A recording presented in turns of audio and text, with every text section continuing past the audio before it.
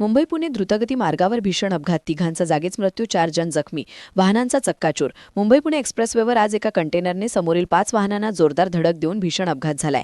या अपघातात इनोव्हा कारमधील 3 जणांचा जागीच मृत्यू झाला, तर टाटा टिगारो कारमधील 4 जण जखमी झाले आहेत. या अपघातात कंटेनरने समोरील 5 वाहनांना जोरदार धडक दिल्याने भीषण अपघात झालाय. यात 3 कार, एक आयसर टेम्पो आणि एक बल्कर असा 6 वाहनांचा समावेश आहे.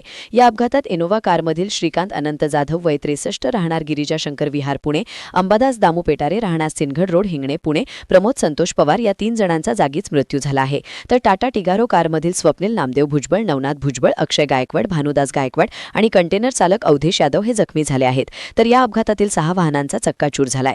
मुंबई पुणे एक्सप्रेसवेवरून कंटेनर क्रमांक MH43CE 3289 हा चालक अवधेश यादव वय 37 राहणार सारजा आजमगड उत्तर प्रदेश हा आपल्या ताब्यातील कंटेनर घेऊन पुण्याहून मुंबईकडे जात असताना तो बोर घाटातील खोपोली एक्झिट जवळ आला असता चालकाचे कंटेनरवरील नियंत्रण सुटल्याने त्याने समोरील टाटा पंच कार क्रमांक MH14MF4185 ला जोरदार ठोकर मारून तिच्या पुढे असलेला टाटा टिगारो कार क्रमांक MH12WE हिला जोरदार धडक दिली.